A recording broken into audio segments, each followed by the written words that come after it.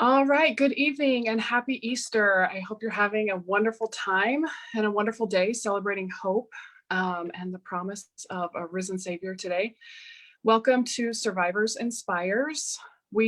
Our job at Inspires, what we feel we want to do is we want to empower those who have lost through service and through reaching out to others and in the names and the memories of our loved ones. And on Sunday nights, we meet with you and we have lots of stories to tell. And tonight we have a super special story for our Easter devotional tonight. We have a guest who's going to share with us a story of being being a rescuer. And it is definitely an inspiring story. We have retired Lieutenant Colonel Jeff Peterson.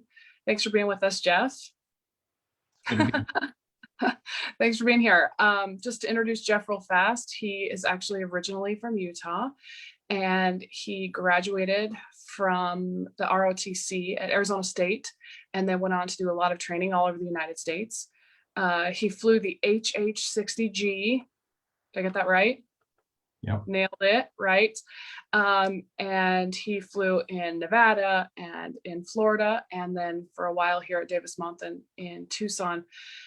And he had numerous deployments overseas, but he was in Afghanistan 3 times, and he finished his 25-year career. And I guess you finished as an operational test pilot. That's what you did. That's crazy, as a test pilot. And you're now working with a small defense contractor as program director.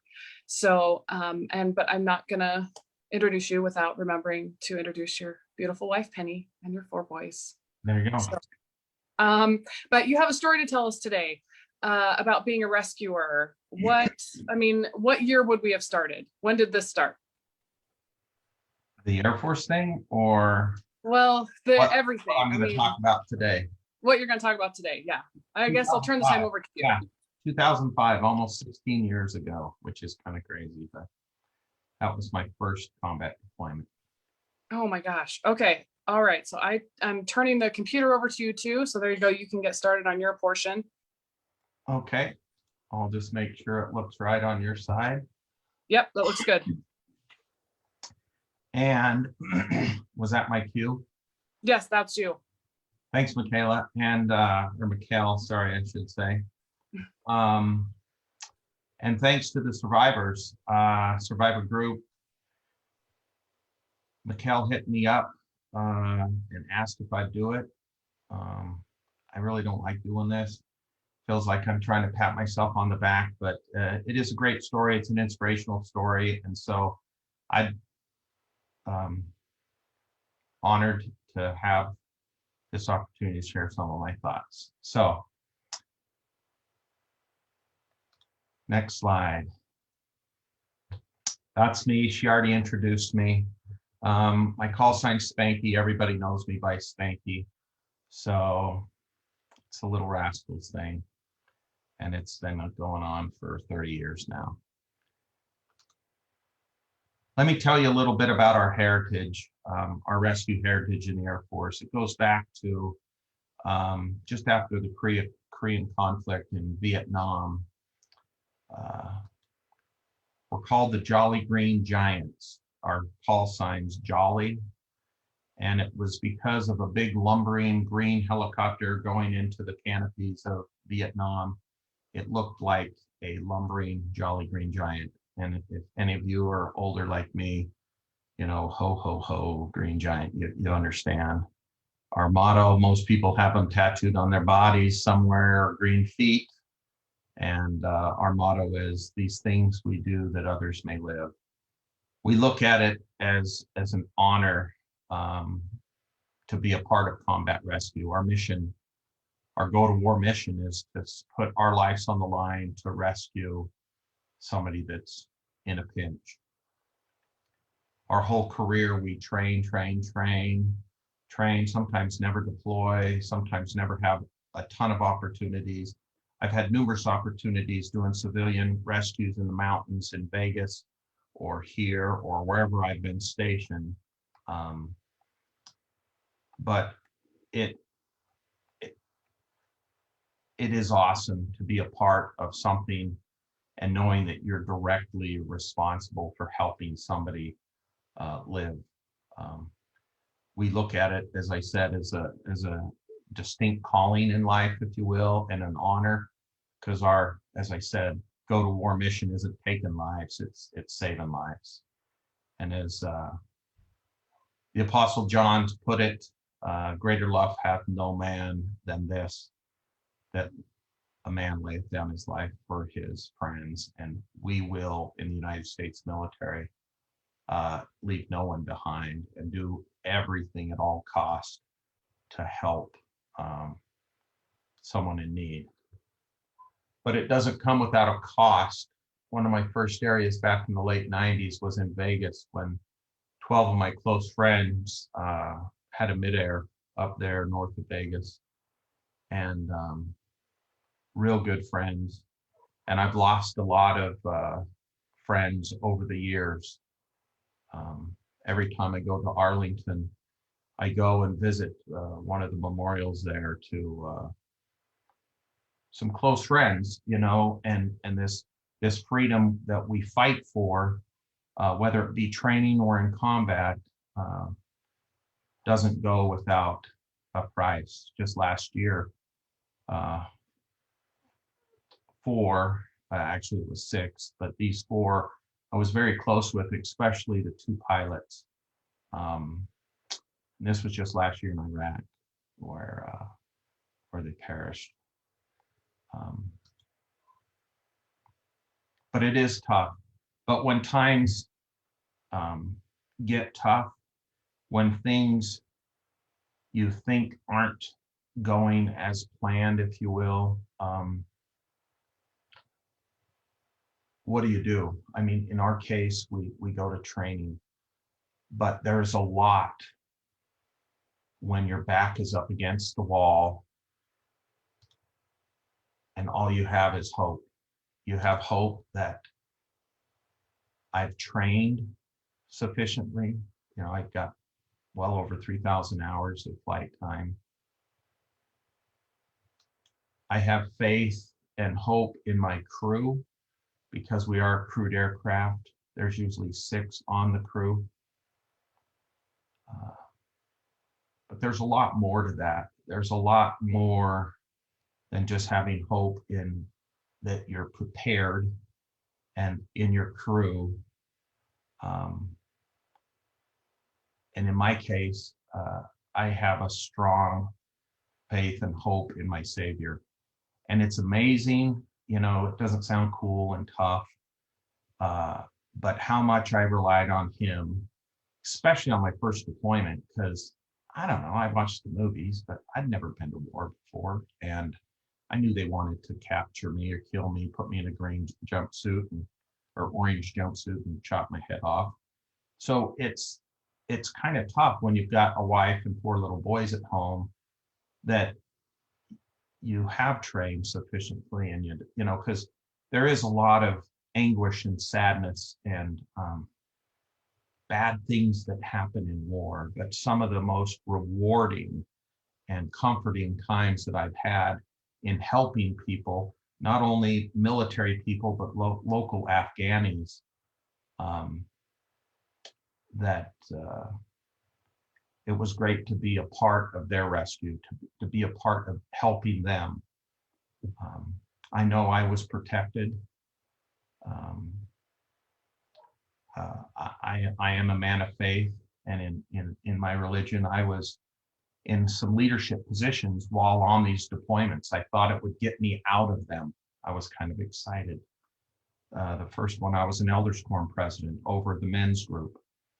And I thought, well, they're going to release me, and they didn't. So I would call in and do things on Sundays when I could, when I wasn't flying. And the other 2 deployments to Afghanistan I was in the bishopric in the leadership role for our congregation, but I never could get released. But in looking back, I really think that there were members of our congregation, members of my family, members of our community that were praying for me individually and helping out. And there was a lot of there was a lot of peace that came with that. You know, on this Easter Sunday, we know that if you believe in Christ, that He is risen, that we do have hope, and that there is a plan. And when things seem like they're very, very bad, when I was super, super scared, which I was numerous times, I always had that peace and hope that I was going to be taken care of, my family was going to be taken care of, and that there was a bigger picture to all of this. But you guys all want to hear about my first deployment to Afghanistan back in 2005. It happened in the lower left of the map, in the Kandahar region, down towards the bottom. It's very desolate, barren, Mojave Desert-esque type of stuff, like around Barstow at Vegas. It's not very pretty. All they grow, if anything, is poppy. That's anywhere in the country, I guess. And we were sleeping at night and sleeping during the day and staying up all night, because our training, our helicopters and the equipment we had on it, the only time we were utilized typically, well, our mission is to go get a fighter pilot that's deep into enemy territory, eject, and we've got to evade, find them, locate them, authenticate them, grab them, get them out without getting shot. That's our combat mission. But rarely in these type of conflicts does that happen. So we were just being helped when it was too dark or too dangerous. The threat was too high. We had miniguns on both sides, and so it was kind of a slow deployment, quite frankly. I was talking to my wife every day back here in Tucson, and we were coming up towards the end of our deployment. We had done some stuff, local Afghanis, Afghan army guys, some Dutch special forces troops had gotten all shot up, but it was kind of a slow deployment. And one night, we were watching movies, hanging around, and we heard that a helicopter got shot down in Afghanistan. It was a Chinook, one of those twin-bladed big ones. So we went to our intel troops and said, hey, can you get any information on this Chinook that went down? And the weird thing is they couldn't find anything on it, which was odd, because we heard about it on CNN. I think we were watching TV. So something was up, but we kind of blew it off. Ate breakfast, went to bed, and about noon time, the radios went off, woke us up, and it was interesting. It was a magic call. And I just remember thinking, whoever just said that's going to get in trouble, because that's real world, and you don't say that over the radios. That means it's hit the fan, and you need to report ASAP. So we run, get dressed, run in. They said, grab a 3-day bag. You guys are going up to Kabul, which you can see is up in the upper right, if you will. There's a base just outside of Kabul called Bagram. Totally different up there. It's like back home in the Rockies, or even more. If you keep following that curved line up there where it says Tajikistan and China and stuff, that's where the start of the Himalayas, that's where Mount Everest and stuff is. These mountains start getting big in a hurry. So there's snow-capped peaks, even though it's summer, high mountains, pine trees, totally different environment up in northeastern Afghanistan versus southwestern Afghanistan. Anyways, we're not there yet. So they pushed us they said, hey, we're going to need to push your flight up to Bagram by Kabul. It's about a 4.5 hour helicopter ride. It's probably about from Tucson to Salt Lake, or maybe the Idaho border. So kind of far for a helicopter that doesn't go super fast. And we still didn't know what it was for. We thought maybe it had something to do with the Chinook. There was a Predator, a drone that went down on the Pakistan border, but we were like, we're not going to go get a drone. So we finally get up there right around dinner time. It's starting to get dark. They whisk us in behind the SOF compound, the Special Forces compound, which typically Air Force guys don't play with. They're self-supportive. We're talking Navy SEALs, Green Berets, Delta, high-speed guys. Not that we're not high speed, but we're Air Force Rescue. They brought us all in this room and said, hey, here's some non-disclosure statements. They sat us down and made sure all of us read and signed these non-disclosure statements before they'd even talk about the operation, which I thought was a little weird too. So this must be a big deal. So it was a very classified operation. We had signed our non-disclosure statements and they read us in on Operation Redwing. And it was a classified op of Navy SEALs in the mountains to the east. They were locating bad guys, hunting them down, capturing and killing them. I don't know. Anyways, a 4-man team got rolled up, made a frantic call for help. They sent in some helicopters during the day. They typically don't fly during the day, their units, and one of them got shot down.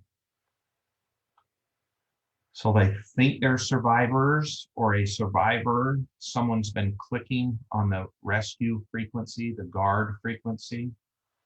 No voice, just clicking, but answering questions. They think it's an American, either of the teams or from the helicopter, maybe fell out prior to the crash.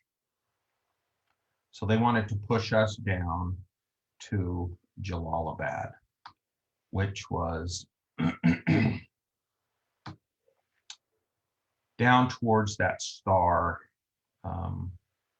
little down towards the curve. It's old Soviet base back in the 80s when they invaded Afghanistan. It's about an 1.5-hour flight down from Bagram or Kabul to the border, and about 20 minutes up to the star from there near Asadabad is where it was all going down. It's where they launched out of for SA. If you go just to the right into Pakistan, right and down, that's where Osama bin Laden was. That's where they launched out of, and that's where they took him out many years later. Anyways, so we pushed down to Jalalabad and just waited for words. The interesting thing was there really weren't any words. We were at this small base with just a few tents and some Marines. We'd been in and around the area prior. As I said, it was a slow deployment. We had been up there once in our deployment, but we just waited for words. We finally got a call about 4 a.m. and said, we've triangulated 3 points of interest. We want you to go up in the mountains and check them out. They were very near the crash site where the shoot down was. This is the aircraft they shot down, a big 160th, literally Night Stalker, painted black helicopter that the Special Forces fly in. Anyways, we went to these 3 locations. They triangulated off of these clicks with national assets, other aircraft, various ways to try to find and locate whoever this is. We went, it was pretty dark. We're using night vision goggles, and we've also got a forward-looking infrared camera on the nose of our helicopter. The week prior, I was flight lead. Thank heavens, this was my time to be two. Skinny was our flight lead this week. He was my boss, had more experience than me. And I was happy that he was kind of taking the lead role. He was up there. We get up to the area finally.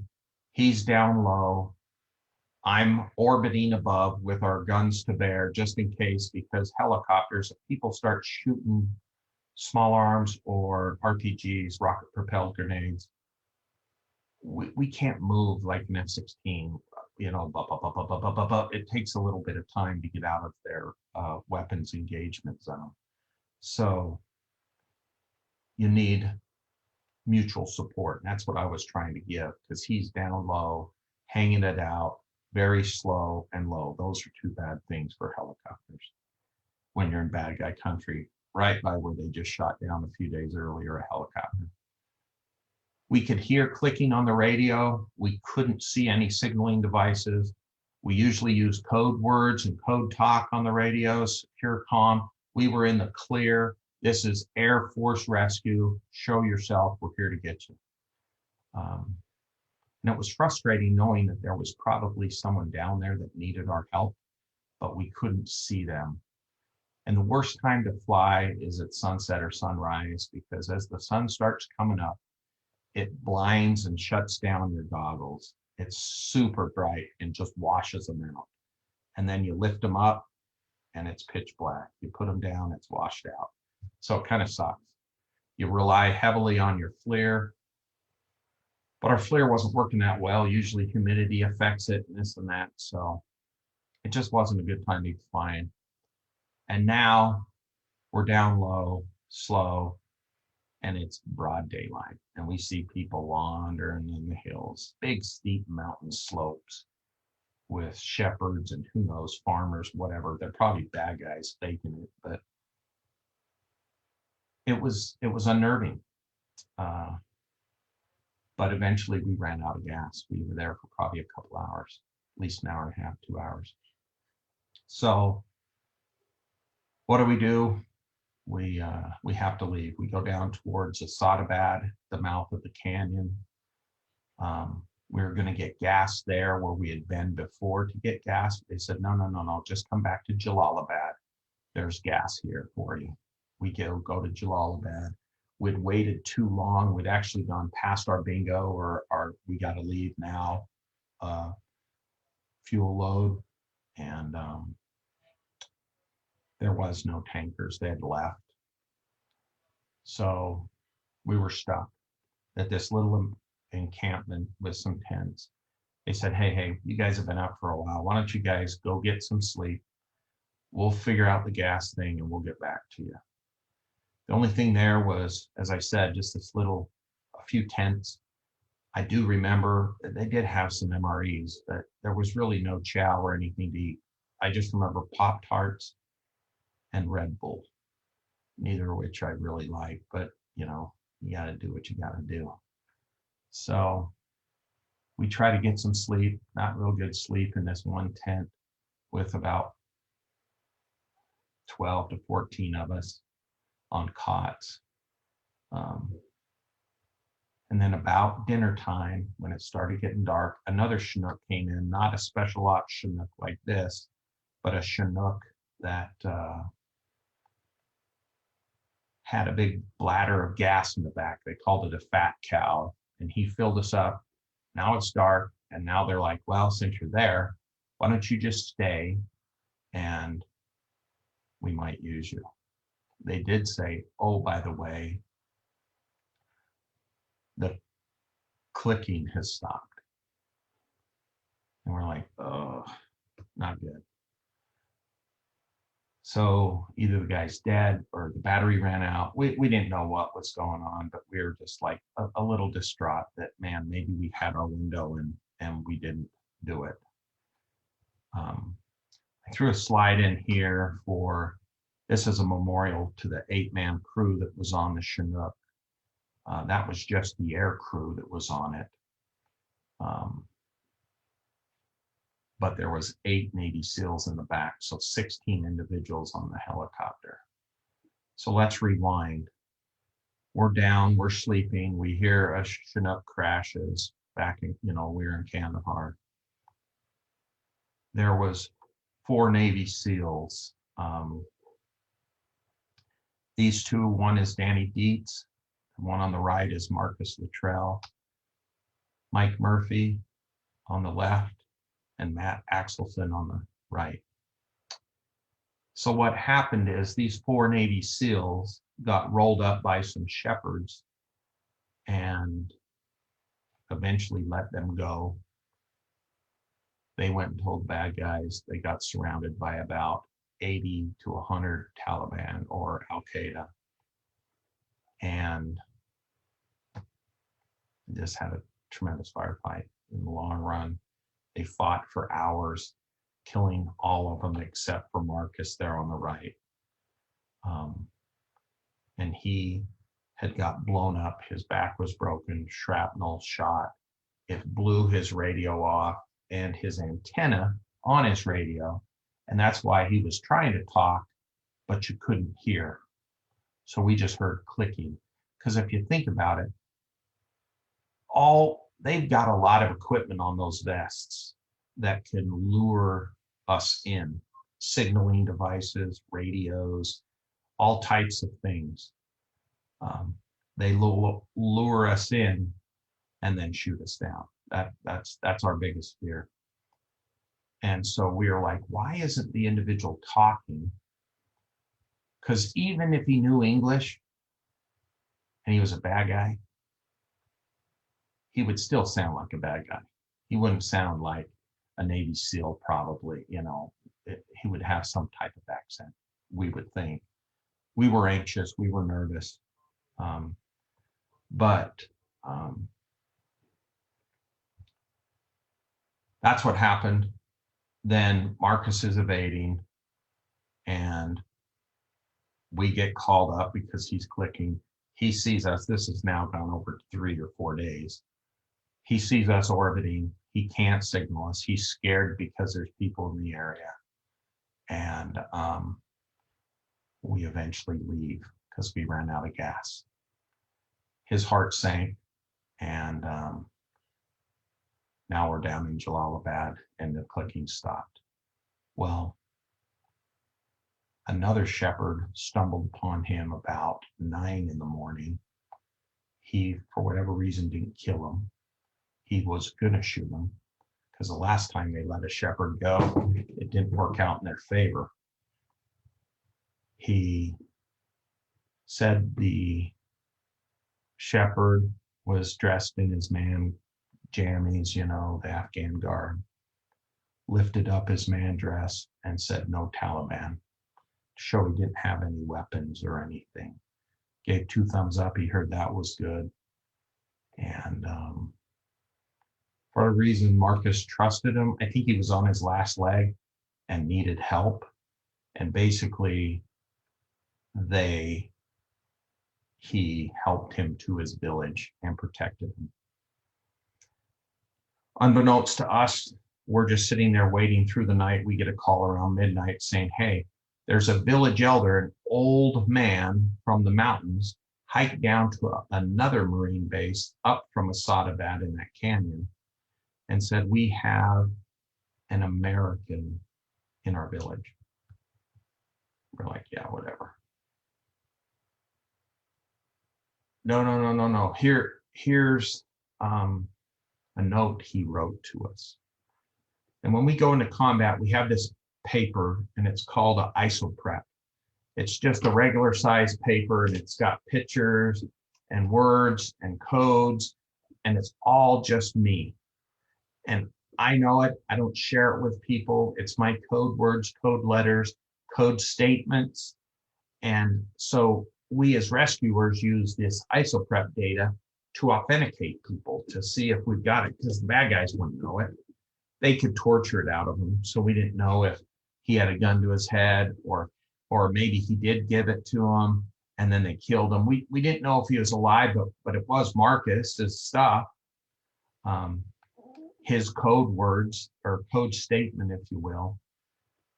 Like, for example, mine is or was, my first car was a 1979 yellow 4-door Chevy Chevette, and when I tell this story to kids, they think that sounds cool, like, ooh, Chevette, and I'm like, no, no, no, no, no, you're thinking Corvette.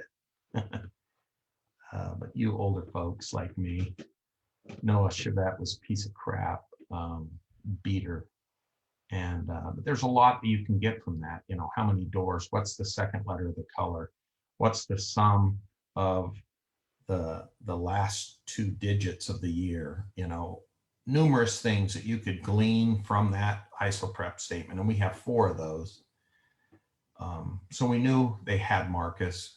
He was alive at the time that was written. They talked about all of his tattoos, so we knew it was Marcus. So they pushed us up to get this old man to take him down the canyon to get further debriefed. And we get back, they said, wait till daylight. Daylight comes, we head back to Bagram. And we get there. Remember, this was a slow deployment. I was talking to my wife quite a bit. And I suddenly stopped calling, which wasn't good. I told friends to tell her, but that got all jacked up and got her more nervous that I was out and about in bad guy country. And she's watching the news, missing Navy SEALs, helicopter crashing. She knew it was a Chinook, but anyways, we were supposed to be coming home, but now we're not. So first thing I did was go and call her, and she was a little anxious. She was asking me a billion questions I couldn't answer. Remember, this is a highly classified operation we're in the middle of, and she's asking me all these questions she's hearing about on CNN. And I'm like, I don't know what you're talking about, but even if I did, I couldn't talk about it. They're probably listening on this phone line. But I'm safe. I'm back here at the base. I'm with Mike. We had a friend, Mike Flake, that was in our area that she knew. He was Chalk 3 holding down the radios and in the back. If I was with Mike, I was at this big base and I was protected and safe, 20,000 troops. If I was out and about, that means I was out in bad guy country and it wasn't good. But I was with Mike. I said I'd call her when I could. All is well. They told us to go get some real chow, get cleaned up, get some sleep, and come back at 3:30. Was going to have a brief. We did. Skinny and I went back to the brief at 3:30 after getting some rest. They hiked in a 20-man SOF team, Special Forces, some Green Berets, and did locate him. He was alive. They did have the village secure. They had a proposed landing zone. We're going in tonight to get him. That basically was the brief. Come back at 4:30 and we'll go through the specifics, the flight brief. So we come back at 4:30 and the plan was one of those Chinooks, if you've seen pictures, was going to back up on this ledge. It was kind of like a terraced ledge that they'd cut out of the mountain, and they grew crops on these ledges. It was a steep mountain, and they got like some goats and like 4 mud huts. That's it. That's life. So it was kind of crazy, but Marcus was there, and the Chinook was going to go in back up to one of the ledges. 20 guys, Marcus was going to jump on, and they were going to leave. But in that hour time frame, they got a second American 10 kilometers away in another village, which turned out to be false. But there was so many unknowns that it could be maybe this, maybe a Marine we'd lost, because they said it was a 19-year-old cleanly shaven. Nobody was cleanly shaven. They all had beards. So anyways, we were just sitting there, and that's when the Navy SEAL commander just looked over at us and said, 60s, you got the pickup. And quite frankly, I was sitting in the back of the room. remember I was chalk 2, skinny. I lean over to him and I'm like, did he just say we got the pickup? Because quite frankly, I wasn't even listening that much. We were just going to be orbiting 5 miles away in case it hit the fan and they needed our medical team pararescuemen in the back. And he's like, yeah, I think so. So now all the attention comes on us. And I was nervous. I'm like, holy crap. And then I got even more nervous when there was a AC-130 gunship with lots of weapons, a big cargo plane, 4 propellers, and A-10s that were going to go in there and just blow this whole mountainside up. They were calling it diversionary strikes 5 minutes prior. And they were very interested on how we were going to get in and out so they could just trash everywhere else. We were very interested to let them know where we were going to be, of course. And what happened was Skinny, they started talking all this code talk between the A-10s and Skinny and the Special Forces 130 guys. We're like, dude, I don't even know what you're saying. Just talk plain English. And Skinny, I remember, looked up and said, I'm going to do a trailer spooky. And my heart sank. He had just told them that I'm going to send in Spanky for the pickup while I pop up into an overhead spooky pattern. That's how we train. That's tactically sound. Skinny had been doing a lot of this stuff before. He was down low. I was protected. We had to go get the old man. He landed in the little Marine encampment while I provided cover. I was happy to do that, but for a lot of reasons, trailer spookies, how we should have done it. And it still amazes me to this day that this is the biggest dance any of us had been to. And he gave it to me to go in. Maybe he was scared, but no. I got nervous. I started thinking about my family. I started thinking about my training. We went back and told the crew. They're hooping and hollering, thinking this is pretty cool. And I was just like, yeah, this is pretty cool. I mean, just going through, because I'm the aircraft commander. I'm in charge of those 6 guys. I'm in charge of the flight, for that matter, when I'm on the ground. So we brief up. Here's some hero shots of Marcus. We know all about the book and the movies.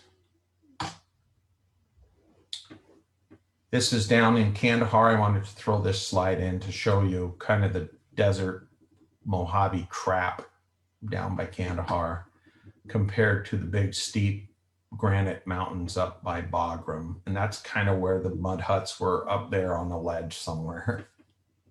Supposedly this is where the firefight was. I found on the web. You can just see the steepness of the terrain. If you look in the right-hand side of the picture, you can see some mud huts and terraced things there. I don't think this was the village. It doesn't look quite like it, but it was a village scattered around in those mountains. As I said, they're usually only like 4 or 5. It's just a family or 2, and that's their life. Going up the river valley to the right, a few miles is Pakistan. Sadabad's up in the top left, and it's these mountains up in the left-hand upper side is where we were going. And it was go time. So we're up there. We brief our crews, and they said at 11:30 sharp, we're going to pick him up. We trained plus or minus 2 seconds, so we knew we were going to be on that ledge at 11:30. And 11:25, H hour minus 5, they called it H minus 5. They were going to start lighting that place up and just doing diversionary strikes, bombs, all types of raining fire from on high, keeping everybody's head down. We go in, we land, we get them, we leave, and then everybody's like, what just happened? That's how it's supposed to work. So I was anxious about how dark it was. My goggles were shutting down. There was weather rolling in. When we went up and got the old man, we had to um, get turn around and go back to the base. The weather, it was raining so hard. So there is no starlight. There is no cultural lighting. There is nothing. It's pitch black in those mountains. But the AC-130 has a big lantern on it that they've got it's an infrared filter. So it's like one of those big lights like at the mall that when they have a grand opening and it's hugely bright, but it's got a filter on it so you can't see it unless you're wearing goggles. Then it lights the whole place up like daylight. So I was excited for that. We get the cruise. I'm wandering around. All I'm thinking about is my family back home. That's right after the deployment. So they're about that age right there. And I just was anxious that, have I trained enough? Going through every single scenario, my fuel plan, my lights, my cargo, ammunition, all the different things going through what we do prior to missions. And then we have an hour and a half flight just to get there. So it's like, kind of quiet. And I've got tremendous support from my crew. I'd got off active duty and was in the reserves, but I was a full-time reservist, but we had part-time reservists working with us. So my co-pilot was a Border Patrol helicopter pilot. He had twice as many hours as me. Very experienced, just maybe not in that helicopter. My flight engineer in the back right that mans the right gun and the hoist and other things in the back, he had been to Vietnam twice, 2 tours of Vietnam. He was like old. I think he was probably my age right now, and I thought that was super old. Gray hair. My gunner on the left was a college student, part-time college student, and he was pinging. He was about 21 is all I think. And then I had 2 pararescue men that were very experienced. They're PJs, they skydive, scuba dive. They're like the wannabe Navy SEALs of the Air Force. Total studs. One had just graduated from medical school, so he was a doctor. And the other one was a paramedic that worked with ambulances and stuff. So they're both very, very well trained. We get going, we're heading there.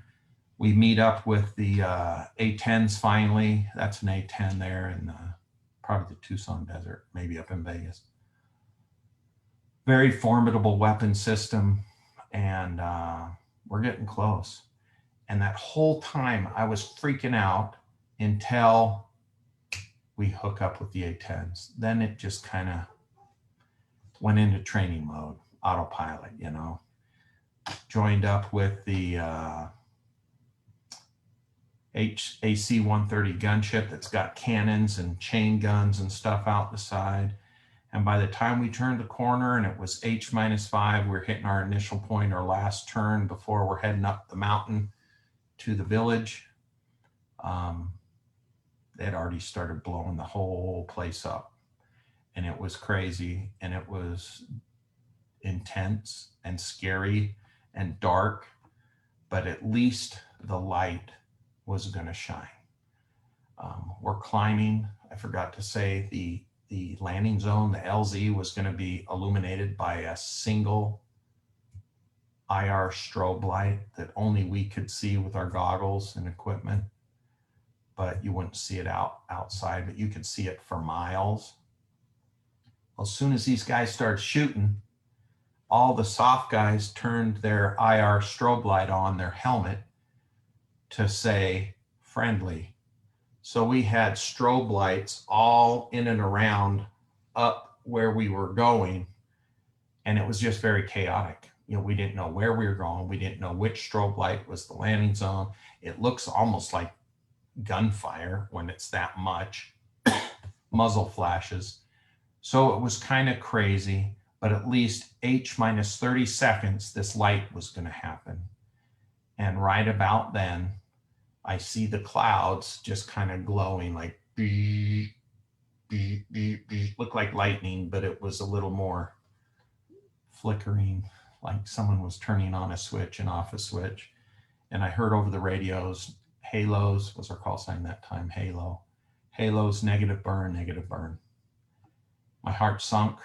I thought the last thing we want to be doing is orbiting in bad guy country as we're schwacking them, that they might be able to see us. We're down low or slow or trying to hunt. And just about when it seemed like all was lost, it was like a flashlight from God. Just a laser beam came and went down in front of us onto this ledge. And the A-10s had heard the commotion going on. They cycled their laser guided bomb equipment, if you will, to the objective and just did drop a laser guided bomb on it. And just, it was like a flashlight, a little beam of light. It was awesome. Huge situational awareness builder. Skinny pops up. I start my approach. I'm like, wow, this is actually going to happen. I see the ledge. I see the strobe light. The mud huts had a tree, was going to come and kind of land on that terraced slope. I was going to turn and just land on that terrace thing, not hitting the wall here and not falling off the 1,000-foot drop there. And right before I was landing,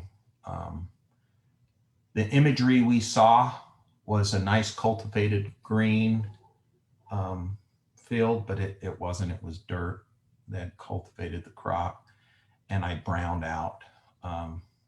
Browning out isn't good. Browning out really isn't good in the mountains, in Afghanistan, in bad guy country. You can't see anything. You're up high. I don't have a ton of power, and I'm just going to crash. I mean, you can't see. Everything went into slow motion. I was anxious that I was going to crash. I thought a lot about my family. I thought a lot about regret, the survivor, who's going to come and get Marcus now, failure, all this stuff in slow motion. Then when off the nose, about 40 yards, 30 yards off my nose, on that ledge that was coming here in front of me, curved in front, there was some grass or bushes hanging over the edge up above me, about 20 feet above. And I could see that grass or bush blowing in the rotor wash. I couldn't see the ground. I couldn't see the cliff face that we almost hit. And the guys are yelling at me in the back, stop left, stop left. I was worried about the cliff on the right, but I could see that bush blowing now. And so instantly I can just come to a hover, because I can tell if I'm moving left or right with regards to that bush in my windscreen, or up and down. So you just, it's weird what your mind will do when you've flown a ton. So then I get my hover under control. My FE calls me down. PJs run out. They see two Afghanis rushing the helicopter by the tail rotor. And one, you never rush a helicopter. We'll come and get you. And two, if you're dressed up like Afghanis, we're going to shoot you. They almost shot him. And then clearly a third guy that was US military was behind him, so they didn't, but they literally had the red dots on their chests. They had disguised Marcus. We didn't even know he was ambulatory, if he could even walk. Those crops were poppies, so he was probably so hopped up on opioids, he was not going to let us leave without him. And luckily we didn't shoot him. We throw him. The actual shepherd got on too, which was a major mistake. And all I heard was go, go, go. And I just pick up and just dove off into the black abyss. The firefight was still going on. It ceases. Everybody rolls in on me, and we're heading out the valley, and we're heading. Like, holy crap, that was close. Headquarters found out that the Afghani was in the back. They said, you're not coming to the base with an Afghani. Excuse me. We dropped him off at the base of the mountain, flew back to Jalalabad, where there was a waiting HC-130, or MC-130s with doctors and nurses and stuff. We landed at the tail of it. Its ramp was down, and now Marcus wasn't walking. So they pretty much carried him to the waiting. The 130 could get there a lot quicker than our slow helicopter. All I wanted to do after getting gas and shutting down was talk to my wife. I know it sounds stupid, but I'm in the middle of bad guy country. I'm freaking out. And when the adrenaline left my body and reality sunk in, I just started shaking. My arms were shaking. I've never felt it before, but I guess I was so hopped up on adrenaline that when it left my body, I was just kind of shaky. The Marine said, hey, we got a satellite phone in the back if you want to use it. That would have been nice a few days ago, when I'm eating Pop-Tarts and Red Bull. I call Penny. We just built a house here in Tucson, and she was at the fabric store, I remember. And just hearing her voice was awesome. My crew had no idea how close we were to crashing or dying, but it was intense. It was scary, and she's asking me all types of questions. Was I with Mike? No. Okay, she didn't like that. She knew I was out and about. But I guess I just kept saying, everything is really, really good. And then she'd talk some more, and I was like, no, everything's really, really good. She had been seeing that there's missing Navy SEALs, and she's like, did you just do what you've been training your whole career to do? And then I'm getting emotional now, and there's like big Marines outside, little Air Force guys, and they're bawling. But it was intense. It was intense in the fact that we're able to save that American. I put this picture in. This is SEAL Team 10, part of it. Everybody in that picture is dead except for Marcus. They were either with him. Three of them were on the team. The two right and left guys, the glasses, the two sunglasses. Well, I guess they all got sunglasses. They're Navy SEALs. But Michael Murphy got the Medal of Honor, and Axelson on the left. They were with him, and the other three were in the back of the Chinook when it got shot down. So we hold combat rescue near and dear to our heart, that what we do and how we train is important, because when we're called upon to do those things, and those things aren't easy, those things are hard and are scary, but we need to be at the top of our game so we know that if and when called upon, that we will do what we need to do. And that means save lives. This is a Dutch team that was in Afghanistan, and they were driving and hit an anti-tank mine. Killed half the team, but the other half was alive, and we landed, picked them up, and took them back to the base.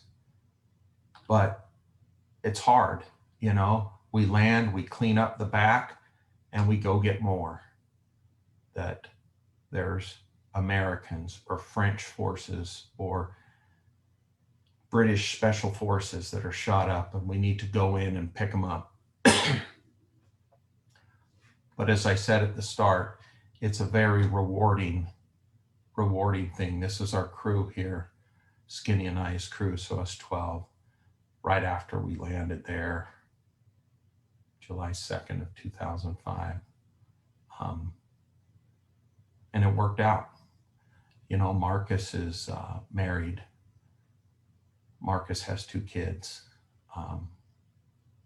And because of the hope and the love I had for my family and my Savior and knowing his plan, training so I knew that when hard things came upon me, I wasn't going to turn around and run.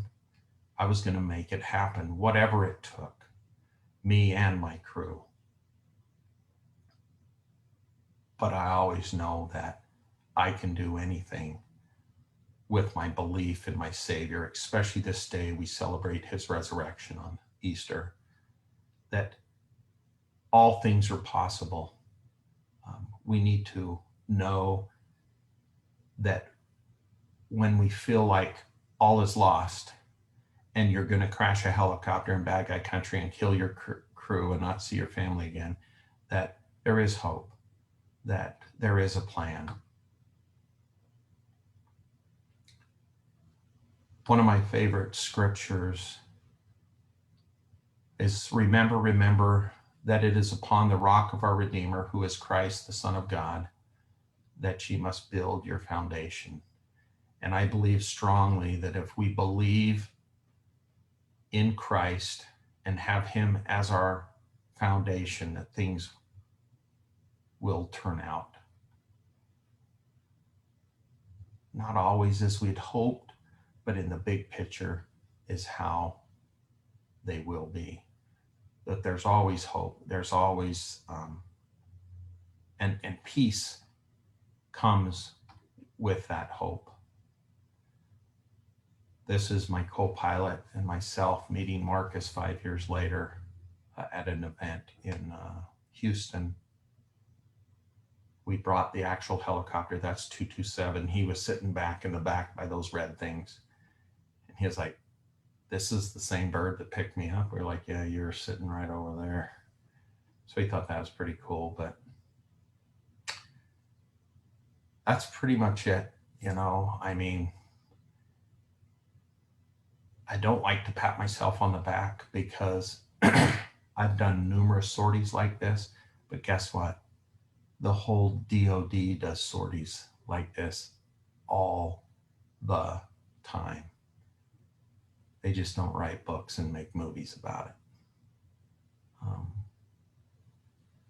Well, we're so grateful. We're so grateful.